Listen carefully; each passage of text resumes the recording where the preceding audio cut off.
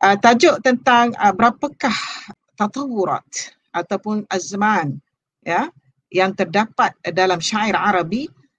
Saya ingin kembangkan sikit soalan tadi ya, izinkan saya kembangkan sikit. Sebenarnya bila disebut tentang syair Arabi, ianya terlalu khusus. Ianya terlalu khusus. Izinkan saya mengatakan bahawasanya syair Arabi itu terletak di bawah adab Arabi.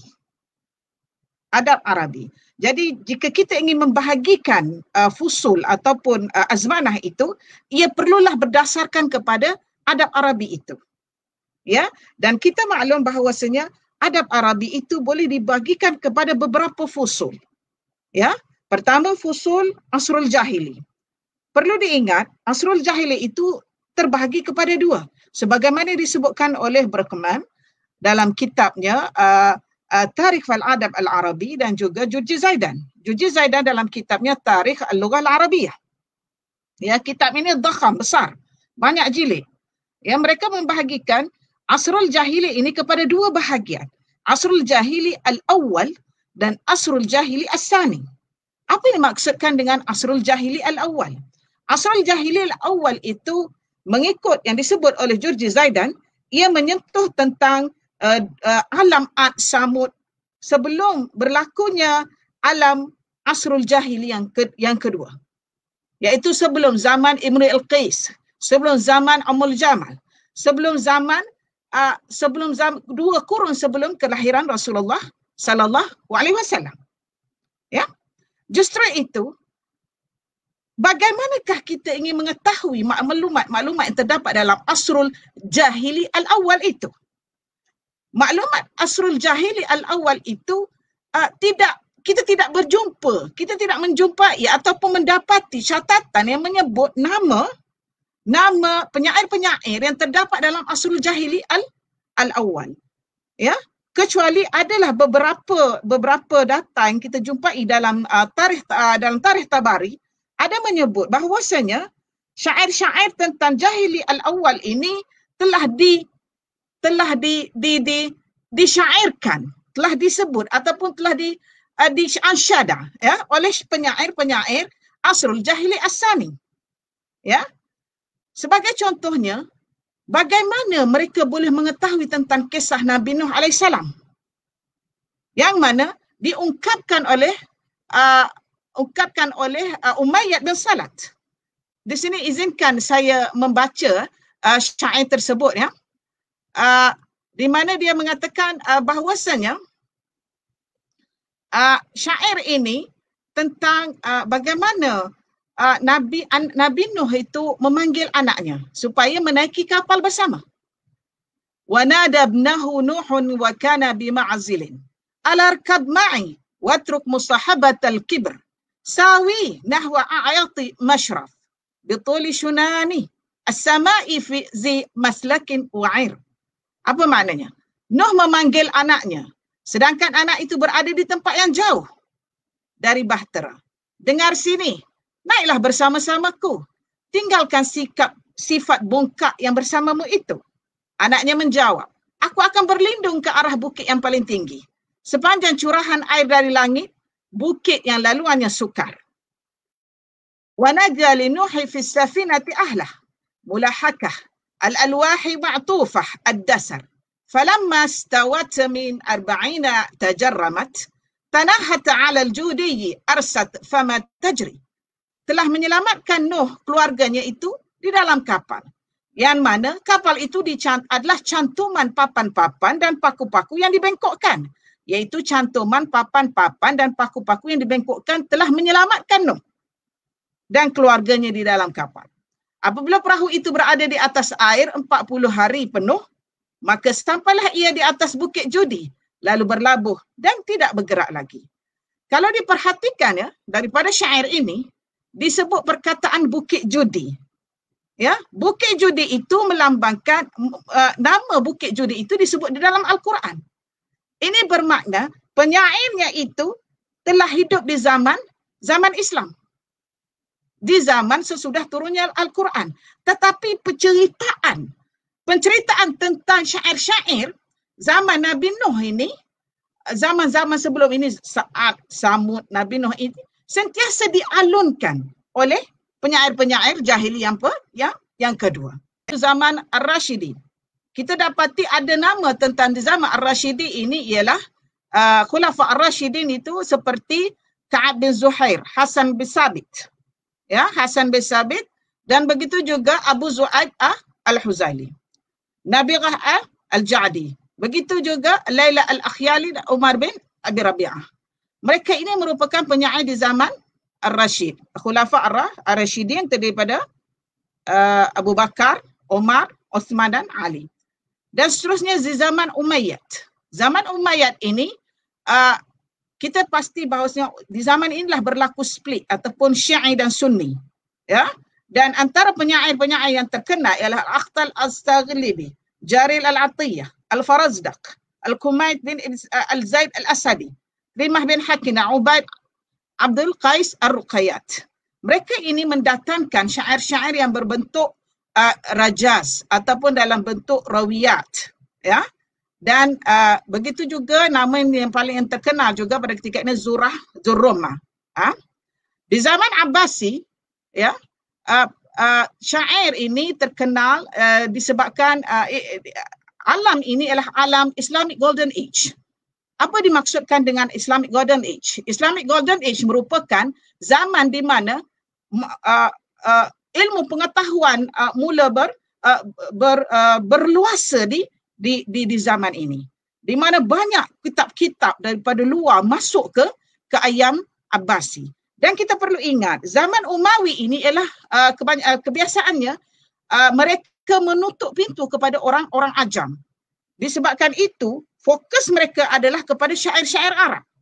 Tetapi apabila Abbasi mengambil alih tampuk pemerintahan dunia Islam, maka dia membuka Khulafa Ar-Rashid, Khulafa Abbasi membuka pintu kepada dunia luar. Justru itu, maka masuk banyak kitab-kitab yang daripada luar, seperti daripada Greek, Parsi, India, ya, dan mereka menterjemahkan buku-buku ini ke dalam bahasa Arab. Ya, di sini bukan sahaja dari sudut syair, tetapi maklumat adab Arabi itu, adab ajam itu telah diterjemahkan, kemudian disaluti dengan adab Arabi. Di sini kita dapati wujudnya Darul Ma'arif di situ. House of Wisdom in Baghdad. Ya, library ataupun Darul Hikmah itu sudah wujud di situ. Dan pada ketika ini nama-nama yang terkenal seperti Jahiz dan Omar Khayyam telah memberi sumbangan yang besar. Menarik tentang adab Arabi yang diterjemahkan daripada Parsi itu seperti Alful Lail, 1001 malam, yang diceritakan tentang adalah bertujuan untuk persembahan kepada Khalifah Abbasid Harun Ar-Rashid. Dan di samping itu kita dapati dalam zaman Abbasi ini telah lahir seorang penyair yang cukup hebat bernama Al-Buhturi, di mana beliau mampu mentafsirkan Istana Al-Mutawakkil itu terlalu detail, sehingga kan orang yang tidak wujud di istana itu duduk di tempat lain, tetapi hasil daripada pembacaan syair yang ditulis oleh Al-Buhturi itu, mereka dapat gambarkan bahawasanya beginilah bentuk istana Al-Mutawakkil pada ketika itu yang ditulis oleh Al-Buhturi. Ya. Dan kita perlu ingat pada waktu itu tidak ada mesin pencetak, tidak ada radio, tidak ada apa, semua hasil daripada ilustrasi penulisan dan pemikiran yang ditulis di atas tinta itu dapat memberi gambaran kepada orang tentang wujudnya istana yang hebat itu. Ya. Seterusnya ialah zaman Andalus. Di zaman Andalus ini kita dapati adab Andalus itu cukup hebat, di mana kewujudan Andalus itu pun sendiri ialah hasil rentetan daripada Abdul Rahman Ad-Dakhili yang melarikan diri daripada pihak Abbasi, yang mana Abdul Rahman Ad-Dakhili ini adalah daripada Damsyik di bawah kerajaan Umayyah. Apabila kerajaan Umayyah jatuh, maka mereka melarikan diri ke Andalusi dalam lebih kurang kurun yang keempat, begitu. Dan di sana mereka membina satu tamadun, ya. Andalus itu di Spanyol, ya. Andalus itu hanya kawasan kecil di Spanyol. Dia bukan Spanyol, ya. Perlu ingat itu. Jadi apabila sampai di sana, sebab ketika dia melarikan diri daripada kerajaan Abbasi, dia telah membawa bijak pandai bersama dia. Disebabkan ada bijak pandai bersamanya, maka beliau berjaya membina sebuah empayar yang hebat. Maka lahirlah penyair-penyair yang hebat pada ketika itu, di mana munculnya At-Tufail Al-Hayy Ibn Yaqzan, begitu juga Walid bin Al-Mustakhfi, Ibn Hazm, Hafsah bin Al-Hajj Ar-Rukuniyah, dan juga Ibn Arabi, Ibn Quzman, Abul Barka Ar-Rundi, Ibn Al-Khatib. Banyak syair-syair yang terkenal di Andalusia yang mempunyai sedikit adab Eropah. Kerana Andalusia itu terletak di Spanyol dan Spanyol itu di Eropah, maka tidak dapat nafikan terdapat unsur-unsur poetry ini, ada unsur-unsur Hebrew juga, created Hebrew in the poetry in the Hebrew, seperti yang ditulis oleh Samuel Ibn Najrillah, Joseph Ibn Nakhrillah, dan begitu juga Ibn Sahal Al-Israeli, dan Maimonides, yang telah menulis tentang Dalalat Al-Hariyin, the guide of the perplexed. In Arabic, mereka menggunakan tentang Arabic tetapi menggunakan alfabet Hebrew. Dan seterusnya, penyair-penyair yang terdapat di Al-Maghribi ataupun Morocco, seperti Fatimah Al-Fahri. Fatimah Al-Fahri merupakan pemikir, ya, pemikir bangsa Arab, seorang perempuan pemikir yang telah membina sebuah universiti dikenali sebagai Al-Qarawiyyin University di Fes sekarang ini pada tahun 859 Masehi.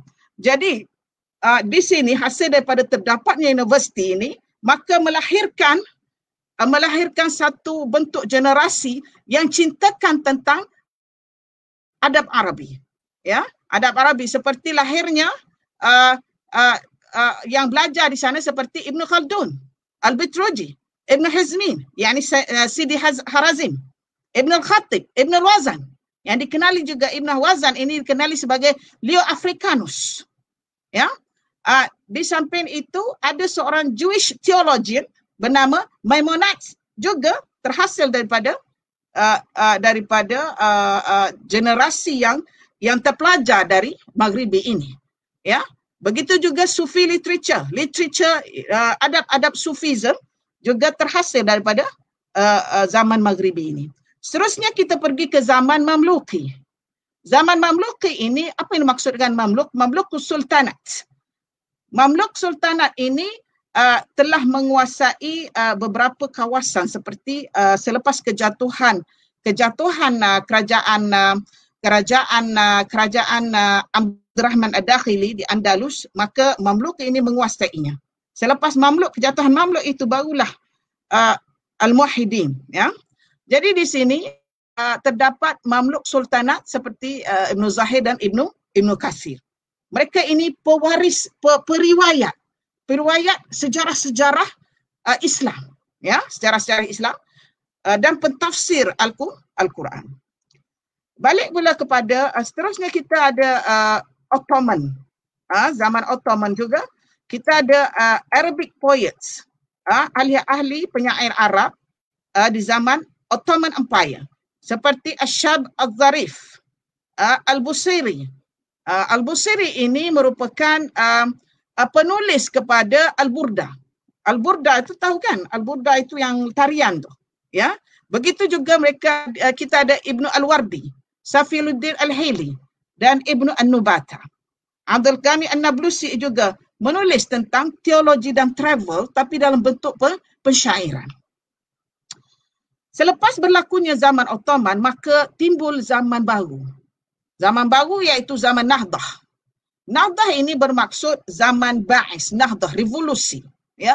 Revolusi ini bagaimanakah muncul revolusi ini? Revolusi ini muncul disebabkan tekanan yang dilalui oleh oleh generasi-generasi pada ketika ini di Syria, Egypt dan Lebanon akibat tekanan daripada penjajah. Maka lahirlah satu nahdah, ya, satu nahdah yang ini berlaku pada awal kurun yang ke-20. Ya. Jadi dapati daripada sini mereka telah mencipta atau menulis beberapa poem, banyak poetries dan adab Arabi. Antara penulis yang terkenal ialah dan telah menterjemah beberapa data daripada ancient Greek kepada Arabic literature. Antaranya mereka yang penterjemah yang masyhur pada ketika itu Rifa'at Tantawi dan Jabra Ibrahim Al-Jabrah. Ya. Seterusnya dalam nahdah ini telah ada beberapa penyair-penyair yang hebat dan terkenal seperti Francis Maras, Ahmad Syauqi, Hafiz Ibrahim. Mereka ini merupakan orang yang telah mendevelop ataupun menjadikan poetry, classic poetry forms itu dalam bentuk baru. Develop the classic of poetic itu. Dan begitu juga terdapat unsur-unsur romantism pada syair pada ketika ini. Sebenarnya unsur romantism telah wujud zaman syair jahili lagi, ya, sebagai contohnya daripada Imrul Qais, tetapi benda ini telah didevelopkan ataupun telah dikembangkan lagi oleh poetry yang moden, ya. Antara ahli syair yang terkenal di zaman Nahdah ataupun Renaissance itu ialah Nazif Al-Yaziji, Mahmud Sami Al-Buradi, Hifni Nasif, Ibrahim Sabri, Hafiz Ibrahim, Ahmad Syauqi, Jamil Siddiqi Al-Zahwi, Ma'rufa Ar-Rusafi, Fauzi Al-Ma'luf dan Khalil Mutran. Ya. Dan itu begitu dari sudut prosa, selain daripada syair, kita perlu ingat ada Arabi ini terdiri daripada juga prosa. Pada makna prosa ini dalam bentuk tulisan yang tidak berima, ya. Sebagai contohnya Rifa'at Tantawi telah menulis satu bentuk prosa yang yang bertajuk Farisiyah, Tarikh Al-Farisiyah, yang mana diterbitkan pada tahun 1834. Begitu juga selain daripada Rifa'at Tantawi, Butrus Al-Bustani juga terkenal sebagai penulis yang masyhur pada zaman An-Nahdah ini, di mana dia telah menulis di dalam Jurnal Al-Jinan pada tahun 1870 dan memulakan tulisannya tulisan ensiklopedia in Arabic Dairatul Ma'arif yang di bawah Butrus Al-Bustani.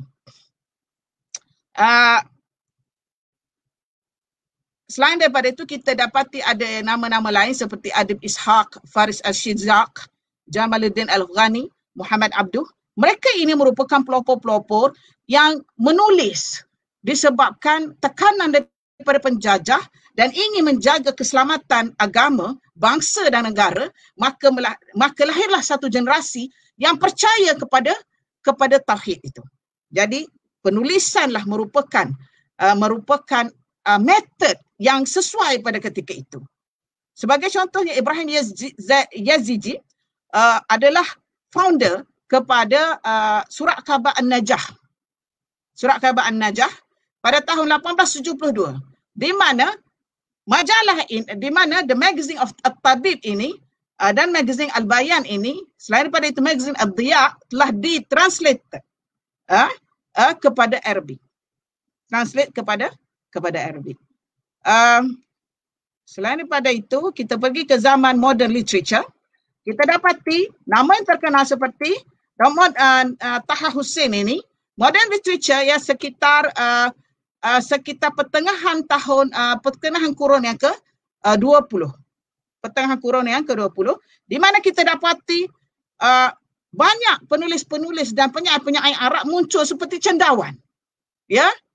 Mereka ini anti-kolonial. Anti-kolonial, dan kita tahu Mesir ini ditawan oleh Perancis. Dan kemudian hasil daripada itu merupakan satu bentuk anti kolonial yang cukup hebat di kalangan di kalangan generasi baru Mesir pada ketika itu. Antaranya ialah Taha Hussein. Taha Hussein merupakan penulis yang masyhur, penulis Mesir yang masyhur dan bersifat nasionalis. Ya, kalau diperhatikan daripada syair-syair Taha Hussein itu, keadaannya kadang-kadang kita pertikaikan agamanya, ya, kerana beliau seorang yang terlalu nasionalis terhadap bangsa Mesir, bangsa Arab Mesir. Selain daripada itu, kita dapati ada penyair perempuan seperti Nawal As-Sa'dawi yang merupakan seorang penyair penulis Mesir yang mempertahankan tentang hak wanita. Ya, secara umumnya begitulah